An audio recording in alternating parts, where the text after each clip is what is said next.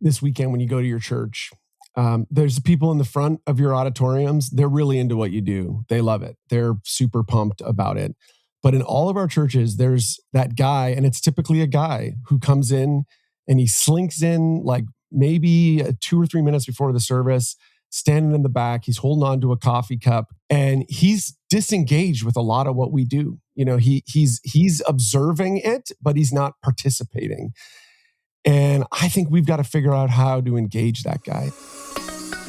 Welcome to the Worship Probs podcast, where we aim to entertain, encourage, and equip worship and tech leaders all around the world.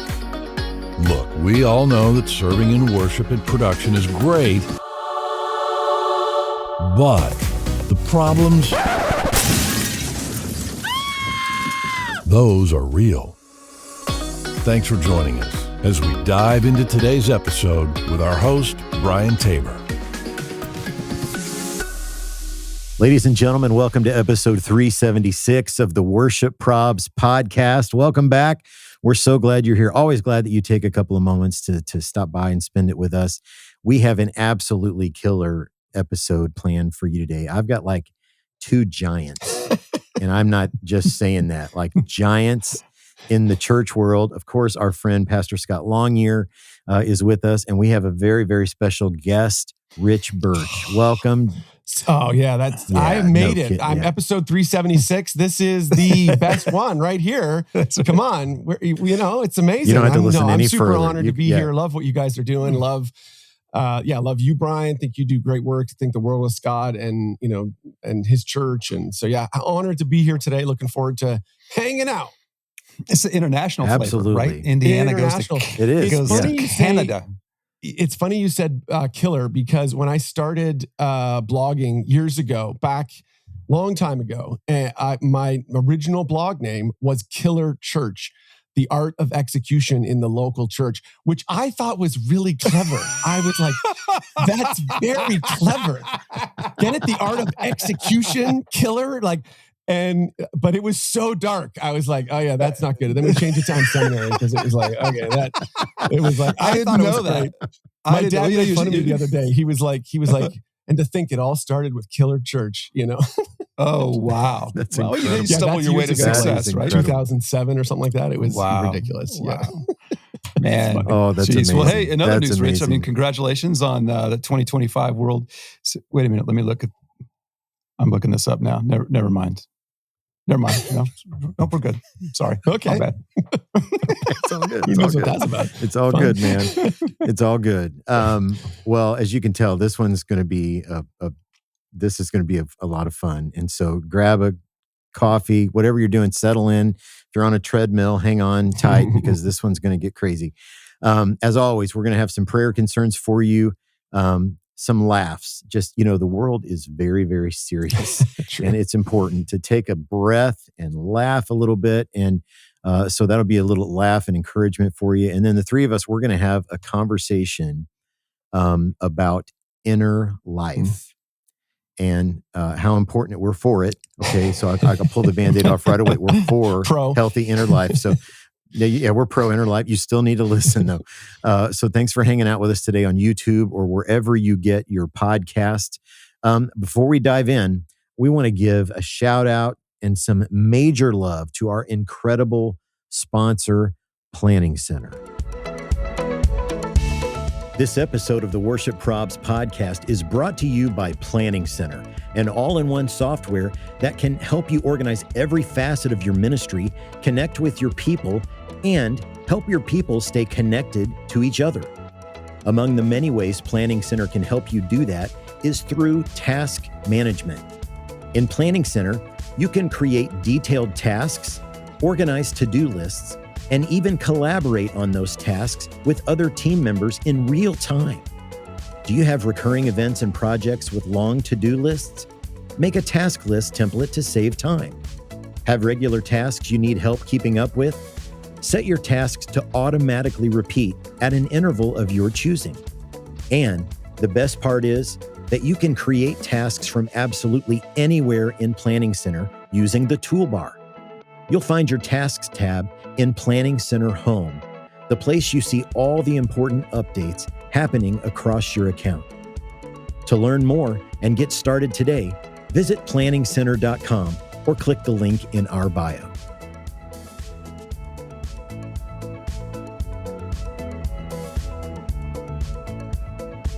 Well, Rich has been on our pick list for a long, long time, but he operates in this stratosphere, man, that like there are like layers of people between us and him. I'm totally kidding.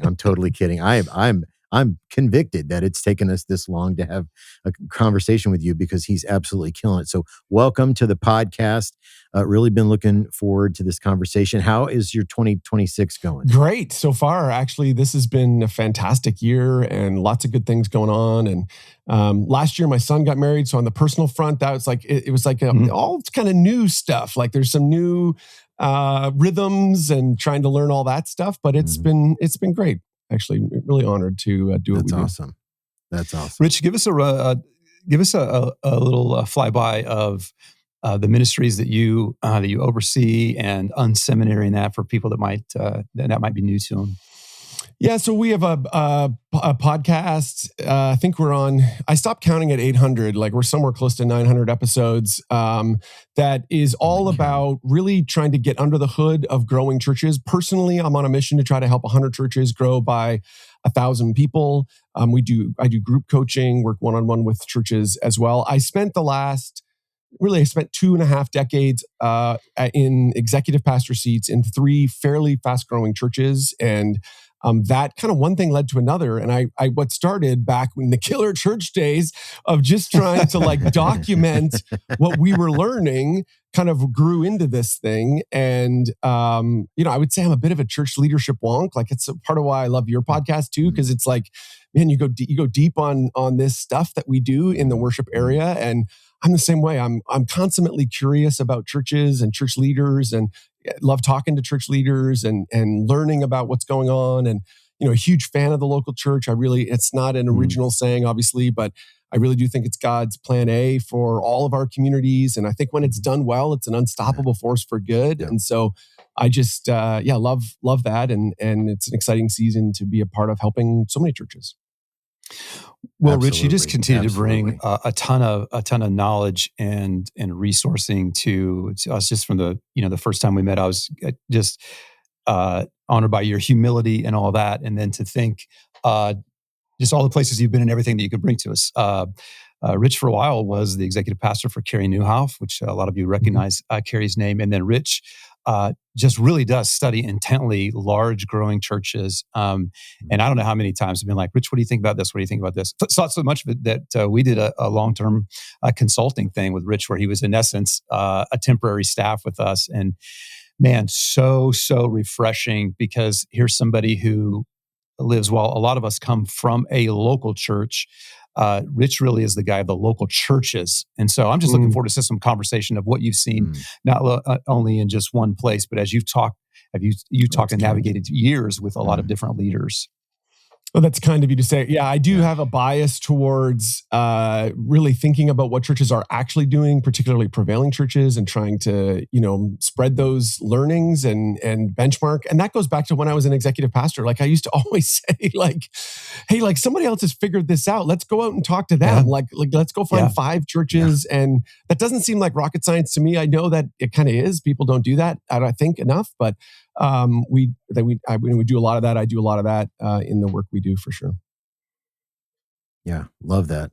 Well, we're so glad to have you. So, Rich, we like to have a little fun here from time to time. So, welcome to the hot seat. This will give us a chance to get to know you just a little bit. Okay, number 1, burger or salad? What are you picking most of the time? Oh, burger. I'd like to say salad. I should say salad, but yeah, come on, burger. Yeah. Got to be burger. Yes. Got to be burger. Okay, number 2. What's the last song you played on your phone? Ooh, last song I played on my. This is not going to be good. The people are going to hang up. I actually think it was Taylor Swift, "Shake It Off." I have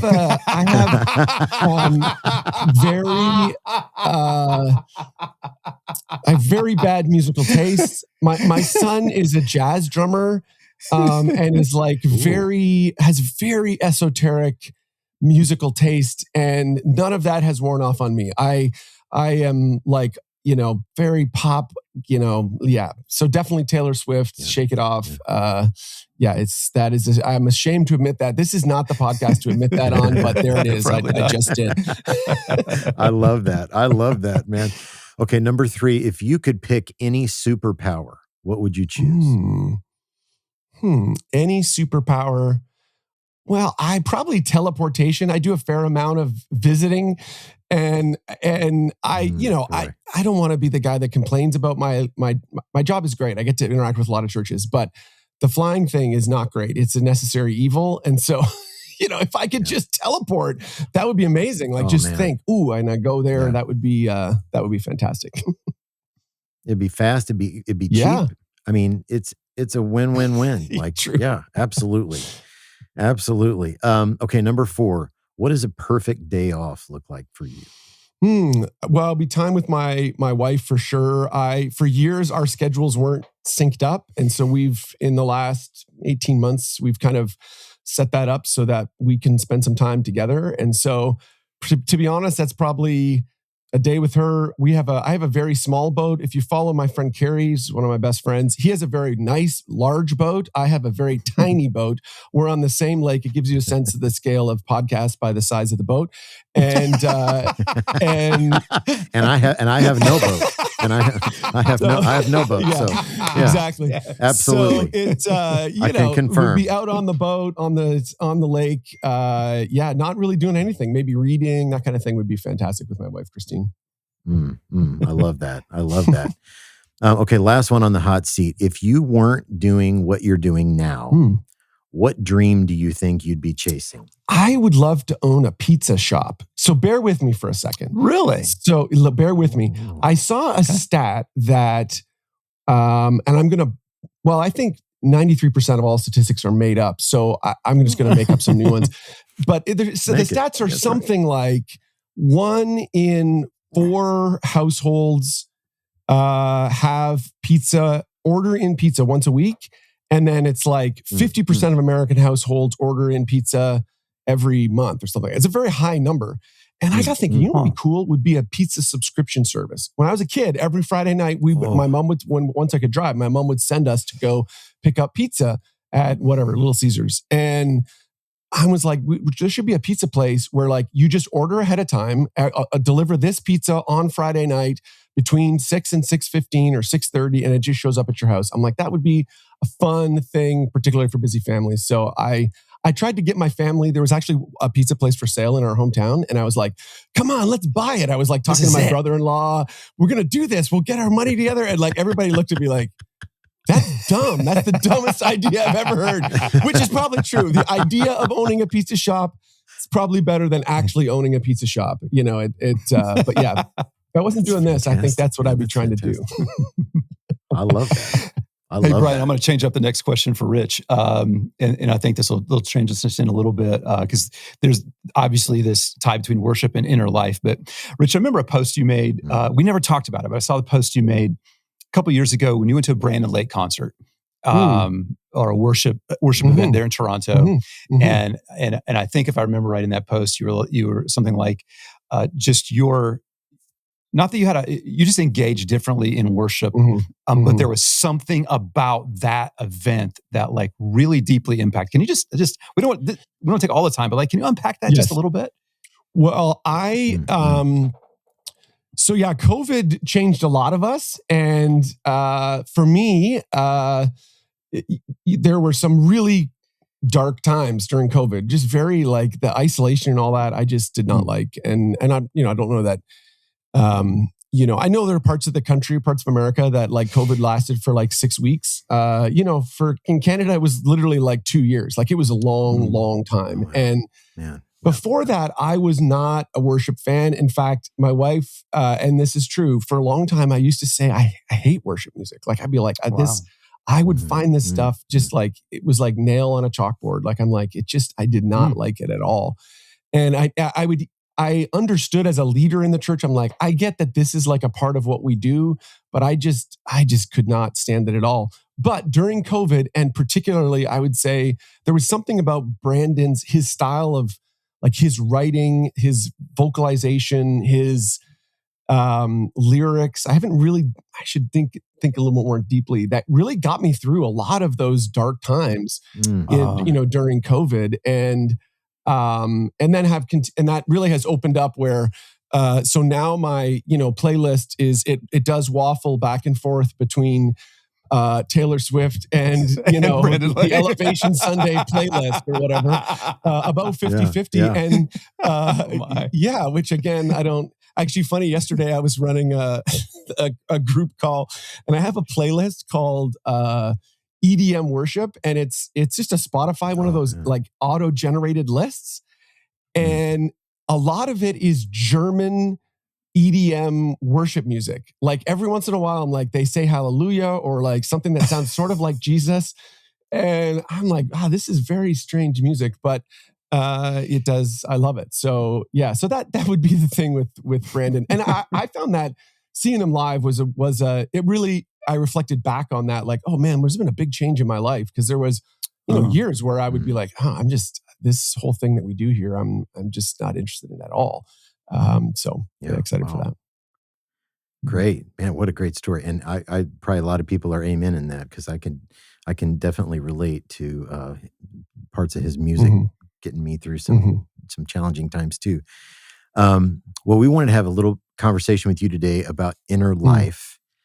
And, there's such a long list of ministry leaders confessing to secret sin.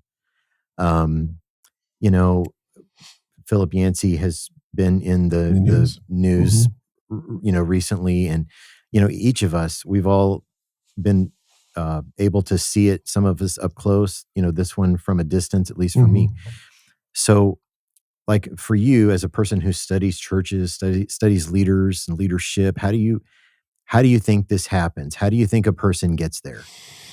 Yeah, it's a great question. Unfortunately, as we were planning this, it was like, oh, well, Philip Yancey was the most recent one. Well, unfortunate, there's Julie Roy's, there seems to be a wave of this constantly happening, right? Like the evergreen, seems to be like an evergreen topic. And there's a lot to say. For me, I think, like I talked about how I was an executive pastor or executive pastor adjacent roles in 3 fantastic churches, and for 25 years, and worked with 3 incredible lead pastors, and one of those lead pastors, a number of years after I was done serving there, that had this made destructive decisions, used their power in a super negative way, and ended up was engaged in all kinds of stuff, sexual and otherwise, that they shouldn't have been. And now, I even know that was after I was there. It's been a journey to kind of see that, because there was, staff members that were under me that were there, and through all that, and that church literally doesn't exist anymore. Like the organization has gone completely belly up, and literally they're bulldozing the building. Like it's our broadcast center it's been sold, and they're going to bulldoze it, because they can, there's a better commercial value for empty land than this building. And, one of the things, so there's a ton to think about on this front, but for me, it does come back to this, and I think this is the first time I've said this publicly. I feel like we have to have a conversation in the church where, from whatever seat we're in, that we allow people to raise their hand, or for us to call them when they make silly, unwise decisions. There's a spectrum, right? There's like, on one end, it's like silly, unwise, and then it's maybe foolish, and then eventually it's sin. Then now we've actually stepped across the line. We're now sinning.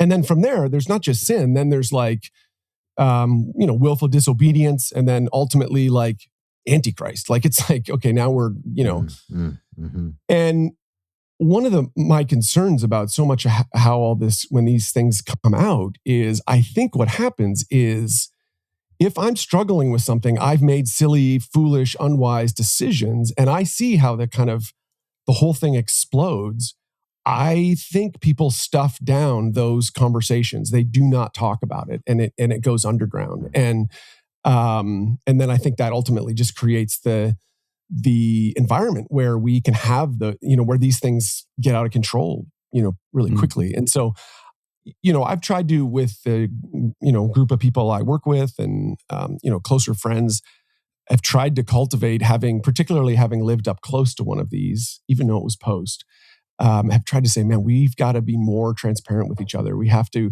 and my jump has to be to extend grace. Yeah, we're not going to ignore the truth of the situation, but like we should be, our knee-jerk response, I think, should be grace. Still should be consequence, all that. I'm still saying that, but I don't know. That would be a few thoughts on it. I don't know. What do you think? What do you guys think? Mm-hmm.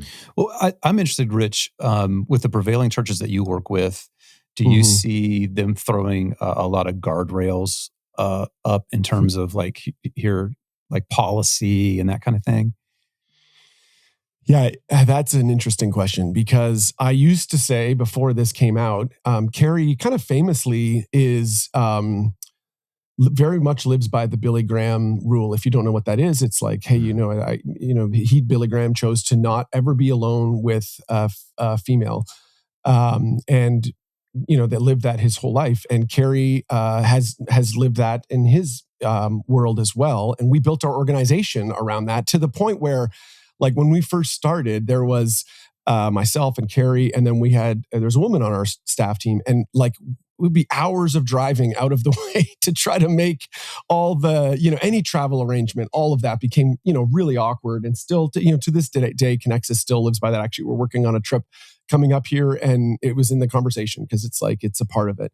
And then I used to say, well, I've worked with two lead pastors, one that really abided by that, and then another that didn't at all. And this person who their life kind of exploded, I used to say, like, well, this other leader, like, they don't follow any of those things, and like, it seems to be fine in their world. And like, so I do see, I think it's unwise, maybe put it this way. I think it's unwise to brush off the discussion and say, oh, there's no issue here.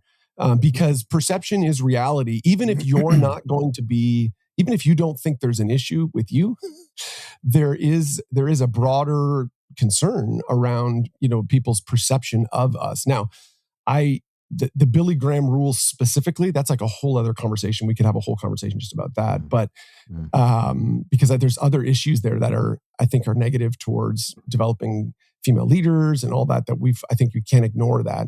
But I do think, I've seen a number. I would say my concern is if you're a leader today, executive pastor, and you're in a church where, like, we haven't even thought about those things, we're not even having that conversation, I think that is a red flag. Like, hey, we've got to at least have the conversation. We've got to come up with some sort of guardrails that ultimately guard the the team. My wife and I were talking about this last week, and early in our marriage, she said, I think the way she phrased it was, and maybe you want to edit this out, Brian. We'll just go make it real. But we're early in our marriage, and she's like, what would you do if you were taking a shower and another naked woman jumped in the shower with you? And I'm like, I'm sorry, what was the question? Because I don't think I heard that right. Yeah, right. And she's like, no. And I'm like, well, nothing, blah, blah, blah. And she's like, no. What if somebody made a pass at you? What if this? What if you liked it? And I'm like, baby, it would never happen. It would never, ever. And we went round and round.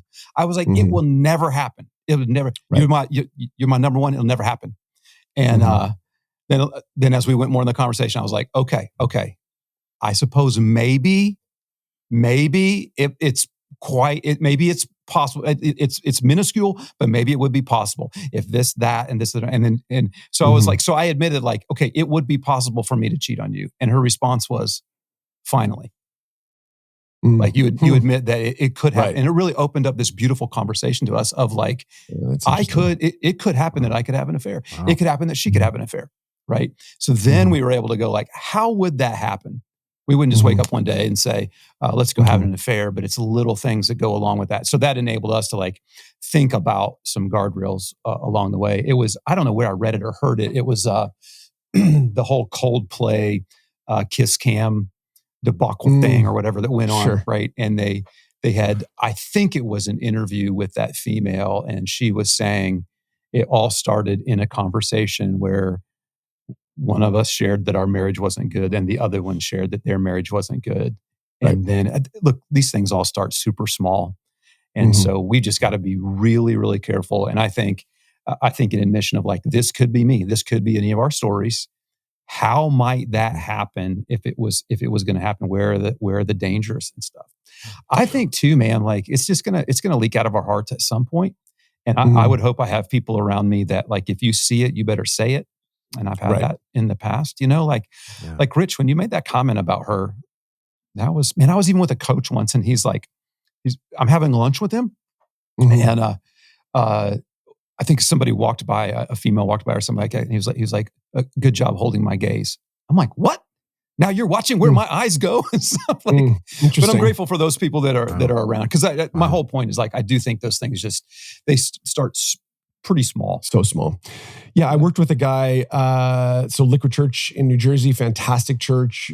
Tim Lucas is the lead guy there. And there was a guy on our lead team, a guy named Mike Leahy, who big, tall, handsome, blonde hair. I have no hair. If you're just listening to the podcast, I've not been able to grow hair since 20-something. And was like just a super magnetic personality, the kind of person that everyone. In fact, I lived in New Jersey for a year. I thought Mike was my best friend until after the year I realized, oh no, Mike's everyone's best friend. He's that kind of personality. And every once in a while, Mike would come in on a Monday. We had our lead team meeting in the afternoon, and he would say, he would self-disclose. He would say, yesterday I was hugging XYZ person and I just hugged a little too long. I just want you to know that. I want to shine light on that. I want to, and at the time I remember being like, oh, I'm like creeped out by that, right? Like, don't tell me that, don't tell me that. But it creates similar to your friend or your coach who was like, hey, thanks for holding my gaze. It created a place, a spot where we could talk about these things. The difficulty is, and I would say this is maybe, I'm not generally very cynical, but there is this area when you think about these things, the kind of counterbalance to what should be the kind of guardrails that a church puts into place is like lots of these organizations where it goes sideways. There were all kinds of guardrails. If my heart is bent towards evil over time, and if I want to skirt that stuff, you can. And so, we have to, this is, it's close accounts with people, it's friends, it's relationship with your spouse, all of those things. But it's not easy. It's not it's not organizationally easy. It's, I think it's all kinds of landmines in this area. So let's say that. I think go ahead, Scott. Go ahead. Well, I think one of the, we can so easily isolate ourselves. And, I was really blessed to have a great mentor when I started in ministry, and he had access to everything. Today my wife has access to everything, my phone, my accounts, all my social stuff, everything. And I like what Scott said, you're sitting with a coach, and the nature of that relationship is that somebody who has access to your life. Right. And there he is demonstrating that right in the moment. Good job holding my gaze. I mean, I think those kinds of relationships are, we have to spend time cultivating those so people have access. I can, back in the Promise Keepers days, I can remember, I'm trying to remember who, it might've been Maxwell who had this guy that he would meet with every week, and the guy would ask him 5 questions. And, it was kind of the obvious. Have you looked at anything you shouldn't have looked at? Have you watched anything you shouldn't, and I thought, that's really structured and really regimented, but boy, those are important relationships that we all need. Yeah, and it's so much more than just like behavior modification. We don't want to come across that like don't do this, don't do this. It is like your deep connection to Jesus, man. It's simple. I was just with our elders last week in a retreat, and I was like, look, here it's this simple. If we stay deeply connected to Jesus and deeply connected to each other, we're going to be great. This thing's going to go. And more than the like, yeah, I love Jesus. No, I mean, is the Spirit of God forming you and reforming you, gutting you and building you back up. That's where it all goes. But Rich, what advice would you give to us if, let's say I'm in a church, it's got guardrails and all that, but I just sense that something is going on, and that someone is actually my leader. Yeah. How do I walk through that? Yeah, that's a tough situation to be in. I think you've got to ring the bell. You've got to do what you can to raise the flag with them, and then with ultimately whatever there's the skip level authority is above them, so their board or whoever that is. And there's a discernment piece there. If it's like, no, I'm actively seeing things that have gone sideways.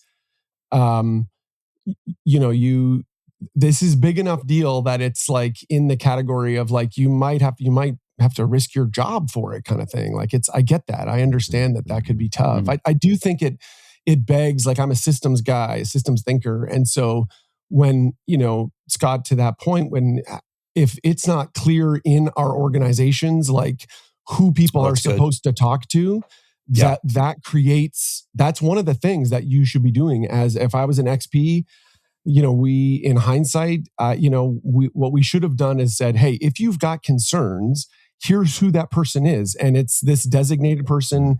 It maybe is another pastor in town. It maybe is, a trusted elder.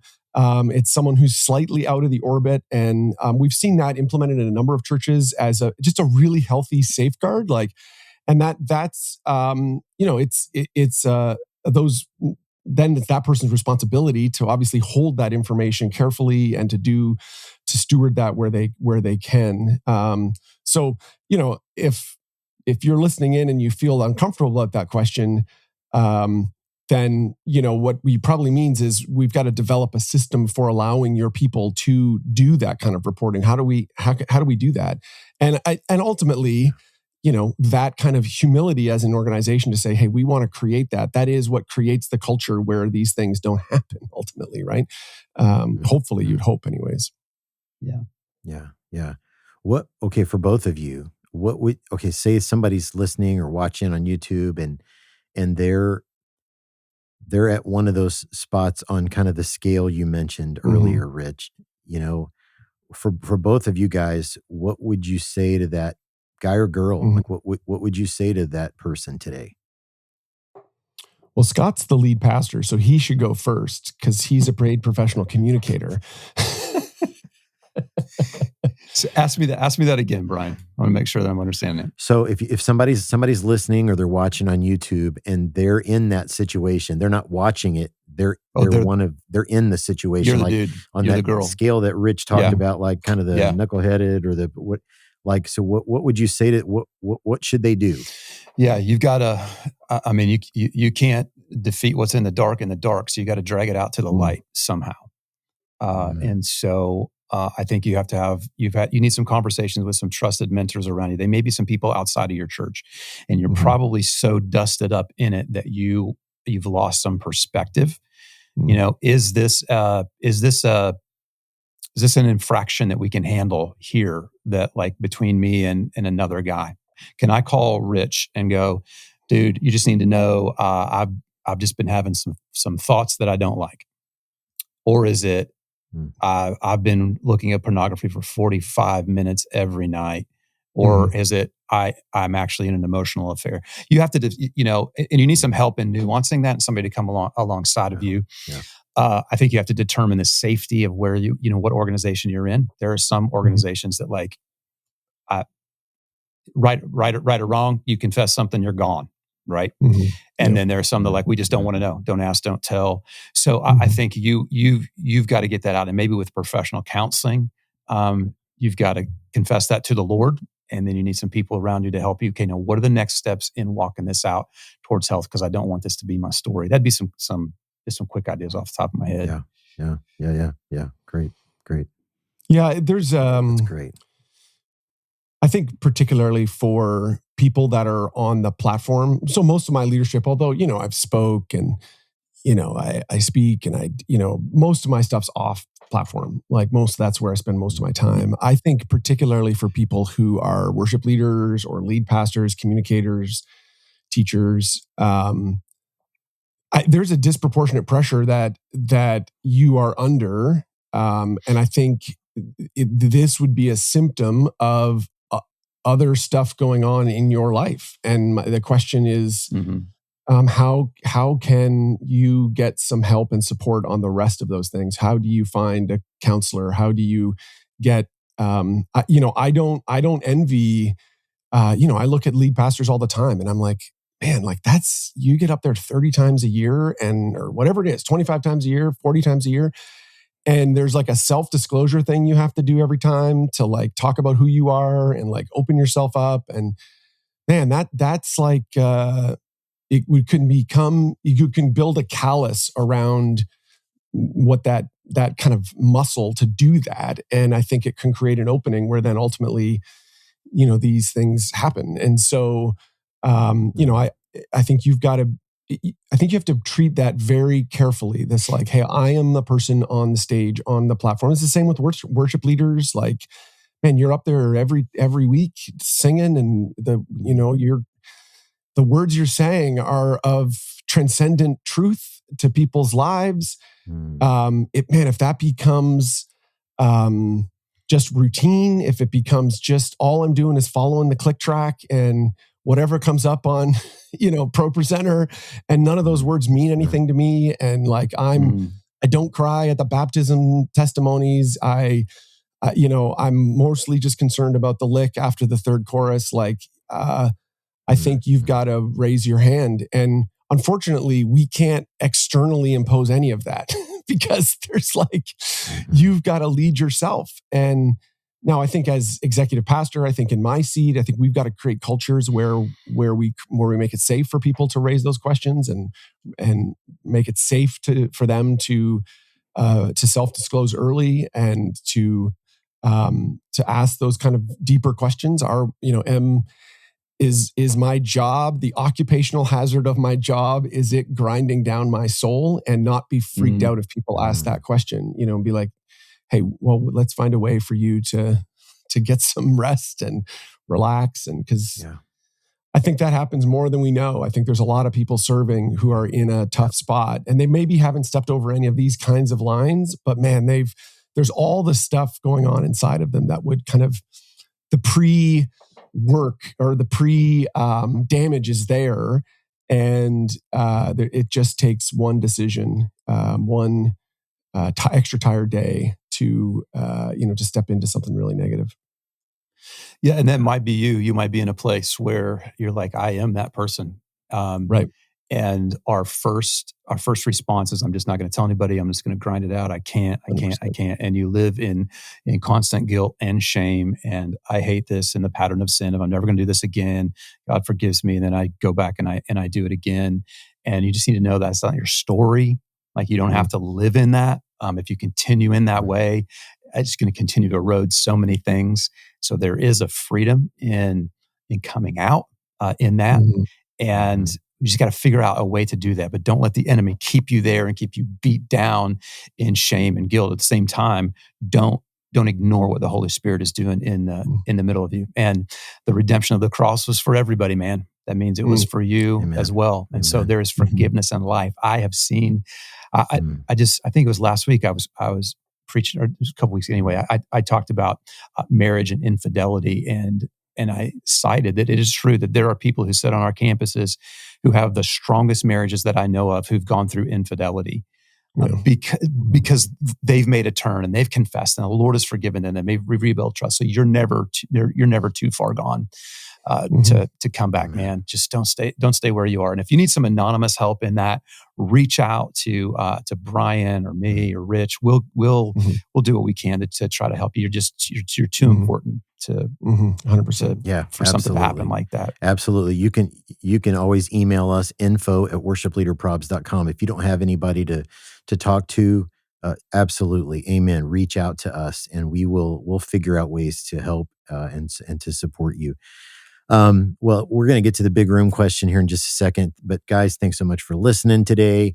You got to make sure you go follow Rich Birch, RichBirch, on the socials, and you got to check out the Unseminary podcast wherever you listen to podcasts. Rich is doing incredible work, And we want to make sure you are aware of all the stuff that he has going on, which is awesome. So, okay, Rich, we always end our conversations with the same question. We call it the big room question. If we were to gather all the worship leaders and all their volunteers, all the production folks, leaders and all their volunteers, got them all together in one big room, and we called you up, gave you a microphone, what would you want to say to them about what we do in the local church? I would love to talk to that room. And this is what I would say. I would say, listen, friends, this weekend when you go to your church, there's people in the front of your auditoriums. They're really into what you do. They love it. They're super pumped about it. But in all of our churches, there's that guy, and it's typically a guy who comes in and he slinks in like maybe 2 or 3 minutes before the service, standing in the back. He's holding on to a coffee cup because he uses that as a protection between him and other people. It's a blanket he's holding on to. And he's disengaged with a lot of what we do. You know, he's observing it, but he's not participating. And I think we've got to figure out how to engage that guy. I think we've got to figure out what do we do to help that person who is maybe doesn't even realize they're on a spiritual journey. It's like just new in this whole thing. And how do we help them, get engaged? And what can we do to draw them in? To because there's some really good things going on in what you do as worship leaders. It's incredible. You speak in a way that speaks to issues in people's lives that are different than a communicator, that are different than a teacher, pastor, preacher, whatever. But I think we sometimes can just focus on the 3 or 4 rows that are at the front. And those people that really love it and actually know who Brandon Lake is and, and are like, listen to whatever the most recent thing is. And we sometimes can forget that those people in the back rows, those people who are just on the fringes of our churches. Man, that's great. Yeah. Well, what a great conversation about the inner life. And ministry's not easy. Jesus said, my yoke is easy, my burden is light. But then Paul says, I have a burden for the churches on top of everything else. And so we've got to nuance that. And there's somewhere there's an erosion of the soul that just comes in from ministry. And as if we needed any help with that, then we have one of the strongest erosions of the soul, one of the tools that come in. Well, friends, it's a little thing that we like to call prayer concerns. This week, Prayer Concerns is brought to you by our friends at churchboost.app. At Worship Probs, we're all about helping you solve the problems you face in ministry, and that's why we've partnered with churchboost.app to get the word out about a way to streamline your weekly service prep. Pastors should get to worship too. Let me ask you something. When's the last Sunday that you actually worshiped? Not led, not fixed slides, not whispered to the production booth, not wondered if the lyrics were correct. I mean, actually got to close your eyes and worship. Here's the hard truth. When tech fails on Sunday morning, it doesn't make the software look bad. It makes you and your volunteers look unprepared. And when the tech steals your focus, your church feels it. Most presentation software is designed for stages. It's built for production teams, lighting rigs, and full-time tech directors. ChurchBoost.app was built for churches. It was created by a pastor with 15 years experience in worship ministry, in churches of 20 and churches of 5,000, who got tired of Sunday morning anxiety. ChurchBoost.app is simple enough for volunteers to run without training, fast enough to fix those last-minute changes in seconds, and flexible enough to control your sermon slides right from your phone while you preach. And it works on any device. No production team, no complicated setup, no Sunday stress. Getting started is simple. Sign up free at the link in our bio where you'll find the discount code WLPROBS. Build your service. Present with confidence. Go to churchboost.app and create your free account today, because pastors and volunteers should get to worship too.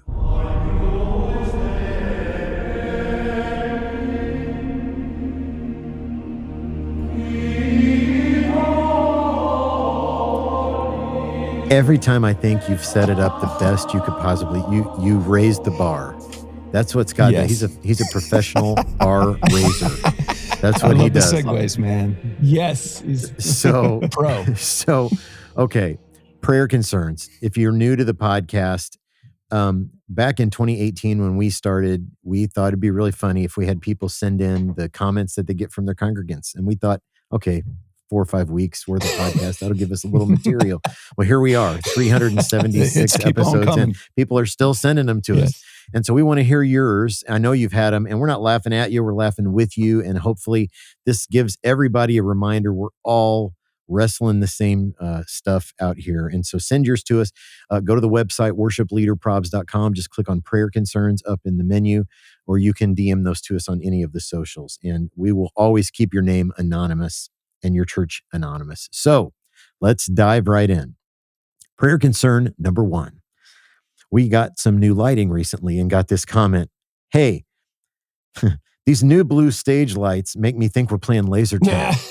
That's about right. Laser tag. Remember that? Laser tag. 1990s Yes, exactly. called. They want their game. They want their game back. Exactly. Love it. Exactly. Okay, number 2, prayer concern number 2. This church uses too much scripture. Oh. What? What? That's great. Man. I'm not sure. I'm about fine with that. that one. That's fine. I'm not sure. I'm about ready to ask for name and address right now, man. Come on. Too great. much. I love it. Hey, good on you. Good on you, church, whatever that church is. Good on you. Exactly. That's fantastic. Yeah, exactly. Keep it up. That's great. Keep it up. Okay, number 3. I got this question recently. Has anyone commented on your outfits? I just wondered if any of our older congregation members have said anything. And she herself was one of the older congregation members and also a fellow worship team member. Has anyone said anything about your outfits? That's so great because all it's doing is just sowing. Well, what's the concern? What? Oh, come on, man. It's good. That's hilarious. so weak. That's so People weak. are That's the funny. equivalent to like, I've heard some people, they've been talking. Yes. I don't know if you're Yes, aware. exactly. Yeah, there are quite a lot of us who think this. Yes. Oh my gosh. Oh my gosh. That's hilarious. Okay, number 4, prayer concern number 4. Once I was leading worship, just playing acoustic guitar. Someone walked back into the sound booth and asked the sound guys to change the key in the middle of the song because they couldn't sing along. Production folks, man, It's like come Burger on. King. Get it in the right Yeah, key. Burger Stop King sliding worship. in the Man. right You key. can have it your way. Put that. Yeah, You exactly. get that thing in your rack. Put it in the Chris Tomlin key, whatever that is. I can sing all his stuff. Exactly. Oh Yeah, my that's funny. Lord. Oh my Lord. Okay, here's the last one, the bottom of the pudding cup. Prayer concern number 5. Our senior pastor did a revival service at a small church, and because it was the tradition of this church, he used the King James Version instead of his usual ESV. When it was over, a lady walked over and said, "Thank you for using the KJV. That's the one our Lord used." The problem with all of these, when I've heard you read them in the past, is the problem is there's so much truth in them. That's why they're funny. You're like, gosh, we all know those exactly. people. This is why we laugh. Exactly. You've probably gotten Yes. You've probably gotten one. If you're listening or watching, you've probably gotten one. So send yours in to us. We'll protect your name and we'll share it, and people will be encouraged and reminded that they are not alone. And I know if you've been in ministry for even 5 minutes, you've had a prayer. Look, the Apostle Paul signed my KJV. Into I'm so stuck on that. Sorry. Come on. Yeah. Exactly. Oh, Lord. So, okay, in terms of a little business to take care of, and we're not done yet, so make sure you keep listening. Experience Conference 2026 is next September, Walt Disney World. September, Disney's Coronado Springs Resort. There is a link in our bio with a discount code that'll save you $30 for every person you bring. We would love to see you there. Experience Conference is a great, great week. Scott always likes to say it's like the biggest church camp week in all of Christendom. And so we'd love to see you at Experience Conference next September. So hit the link in our bio and use that code, that discount code. Worship Karaoke is our car show, and we're releasing some new episodes of that. In February here, we released an episode with our friend Ian Simpkins that we recorded at Experience Conference back in September, and just a great, great episode. So make sure you follow Those on YouTube. Are at so Worship well Probs. done, by the way. You guys do it. Oh gosh. They're incredible. Like, I'm like, this is, it's so fun. I'm like, I can barely get it done. I can barely get my webcam to work, let alone, driving around. Well, I'm a nervous wreck before I hit record on all those cameras. So I appreciate it. I appreciate it.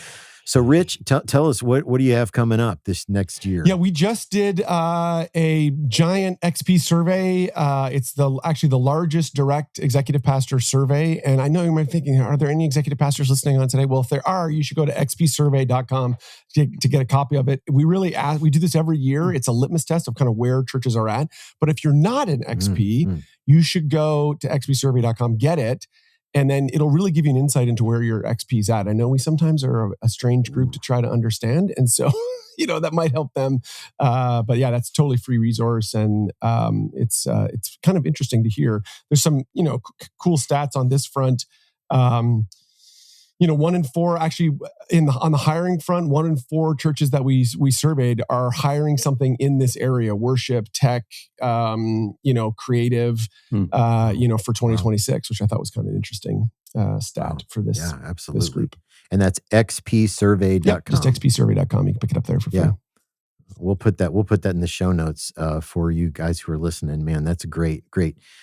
Scott, what about you? What do you got coming? You're everywhere. I don't know about that. Hey, I think a great resource that Rich probably doesn't talk about enough is coming in when you come in to do a weekend. What's that tool?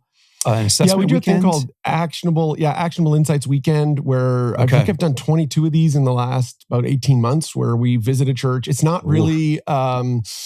It's not a secret shopper because you can't see everything when you're a secret shopper. So, but I'm there for a weekend or for like whatever Saturday, Sunday, whenever your services are. And then we stay for Monday and try to provide low-hanging fruit, try to identify particularly low-hanging fruit to try to help your church accelerate and reach more people. So yeah, those are we fun. did that. And it was just phenomenal for us because Rich came in then on Monday and said, here's everything that I saw. And he just went through with a slideshow, like piece by piece by piece. And as he's going, I'm like, oh, he's going to get to the sermon.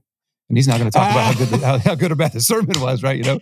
But we did identify some like, hey, if you guys just make a couple tweaks here, here's some more effectiveness that you can have. So I think that's a great resource. But thanks, Scott. Yeah, I continue to tell people, like, remember the old Wile E. Coyote where he's sitting on a rocket and then he like ropes himself to a rocket and then he lights it. I kind of feel like that's where we are church wise right now. So I got my hands full with the beautiful thing that the Lord is doing in this amazing place. But also find myself doing the usual speaking and then even developing some more communication, helping other pastors get better at preaching. As a matter of fact, when we jump off this, I've got a coaching call that's coming up next. So if that's something that you're interested in, scotlongyear.com, there's some information that's there. Well, these are two giants, as I said earlier. And so we'll tag them up and put all their stuff in the show notes. And we just really always, if you're listening or watching, we always appreciate that you take some time out of your week to spend it with us, man. We love that. Hey, before you take off too, make sure you're subscribed wherever you listen to podcasts, and that way you can never miss an episode. And if you could do this, take a quick minute and head over to Apple Podcasts. A 5-star review would be nice with a beautiful crisp review, as the kids might say. And it actually does help more worship and production leaders find the podcast. And we want to thank you for following us on all the socials. It's at Worship Probs on Instagram, YouTube, and Facebook, and Threads. You can go to at Worship Leader Probs on TikTok. The community over on Facebook continues to grow and resource a lot of people. So it's a great place to be a part of. You're like, how do I do this? No dumb questions that are over there. And you have people that are in the trenches with you that can say, here's a resource you need. Here's what we did. And that's where you can really get some great traction there. Yeah, absolutely. Absolutely. And we have this amazing friend, Allie Bajanos, who edits our podcast. And Allie Be Creative is her endeavor. And she's doing all kinds of great help for churches and social media teams. And if your team needs some coaching or somebody to help them with what kind of content should we be posting? How do we create it? Maybe you need a new website, whatever it is. We'll tag Allie up and reach out to her. She'll absolutely crush it for you. And thanks to my friend Scott Hoke for our intro. Guys, we're so grateful that you listened today. Remember, if you're one of those people, send us an email. We'd love to help. We'd love to help walk you through whatever situation you might be in. But thank you for listening to episode 376. And until next time, deuces. Arrivederci. Au revoir.